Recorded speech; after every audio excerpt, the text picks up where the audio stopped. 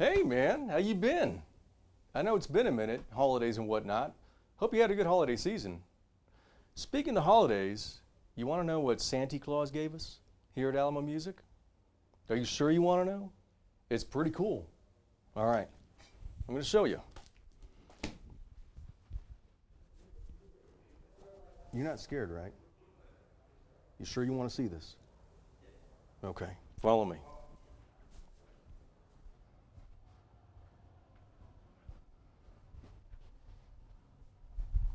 Are you ready? Check it. It's a Jupiter 8. Saint Nick gave us a Jupiter 8. You want to check it out in action? It's going to be awesome. Okay. Give us a minute. We're going to set it up, and you'll get to test drive it for yourself.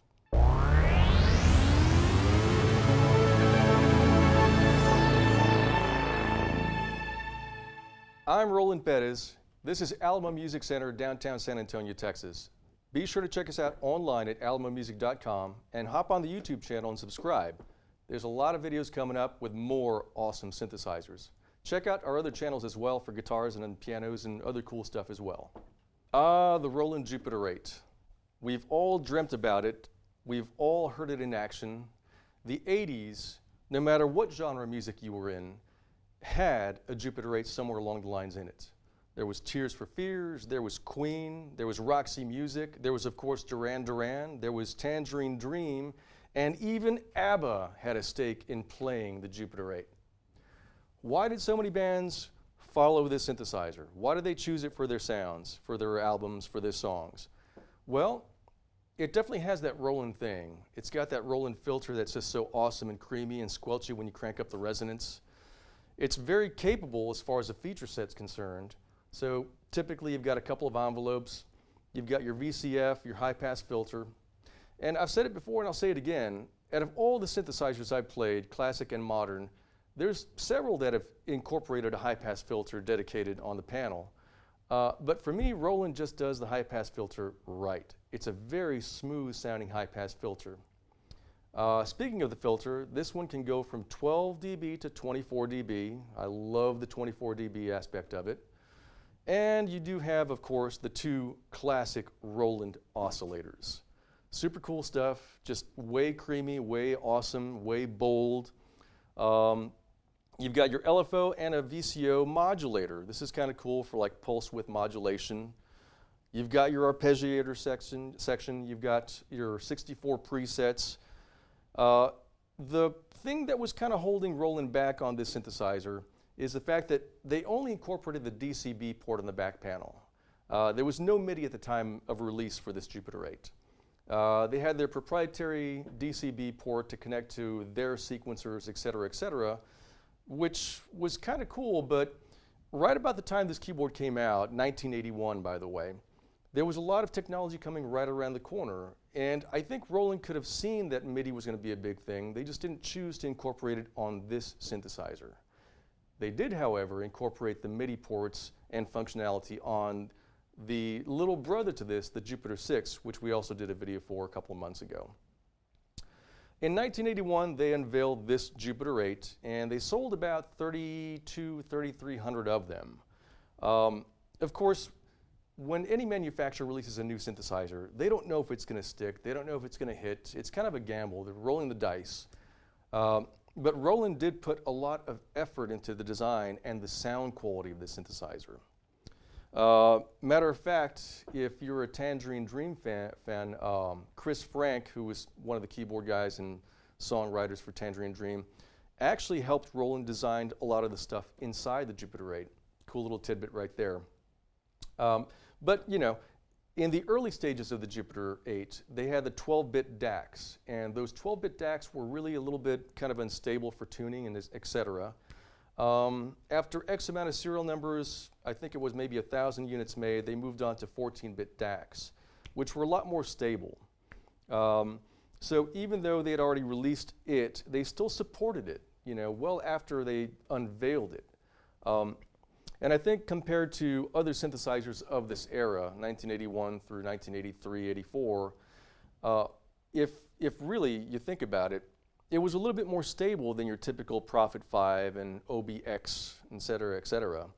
While all those three keyboards, the Prophet 5, the Jupiter 8, and the OBX were fantastic and huge in stature, in sound, and in prominence, out of all the three, if I had to take one on the road, it would be the Jupiter 8. So I think Roland really did something right. This particular Jupiter 8 has a Midi kit installed on the back panel, which is fantastic. So no longer need the DCB thing and no longer need the DCB converter to Midi. This one's already got the Midi built into it. If you have a Jupiter 8 and you'd like to get Midi installed, you should check out the Kenton website. It's a company out of the UK, and they do make Midi retrofits to install on a lot of synthesizers. Matter of fact, in a video coming up in the future, I'll be bringing my personal Octave Cat, which I installed the Kenton CV to Midi adapter through on the back panel. So Kenton's a great way to augment and further enhance your Jupiter 8. Sonically, the Jupiter 8 is bold. It's creamy, it's elegant, it's smooth, but it could still bite, which is fantastic, especially when you're doing a bass line or a lead line. If you compare it to, say, the little brother, the Jupiter 6, sound quality-wise, I wouldn't say that one is better than the other, but they are very different. I find that the overall filter throw of this Jupiter 8 is a lot more gradual, a lot smoother, and again, a little bit more elegant than, say, the Jupiter 6. The smallest little movement on the cutoff slider on a Jupiter 6 can make such a huge, vast difference, and trying to nail the right setting on a Jupiter 6 is a little difficult. Where on the Jupiter 8, it's just a lot smoother and more organic, if you will. I wouldn't say that, again, one is better than the other. They're just a very different kind of character. Having both of those back to back is amazing. I suggest it if you have both of them, hook them up together and just go crazy, go to town. This keyboard also employs, of course, polyphonic capability, but also a solo and a unison. And this is kind of cool. The unison function, which would take all the voices together to make it monophonic, is also a polyphonic unison. So the polyphonic unison thing is great because if you're doing like a solo line, it's just that one note with all the unison voices playing together. If you hit 2 or 3 notes, it then becomes polyphonic. That's pretty neat, and I don't know any other synthesizer that does that. I'm sure there's one out there, I just haven't come across it yet. Pretty outstanding to find it on this keyboard though. Very cool keyboard. Anyhow, I've talked a little bit about it. You already know the basics of it, I'm sure. So why don't we check it out in action? Let's hear it.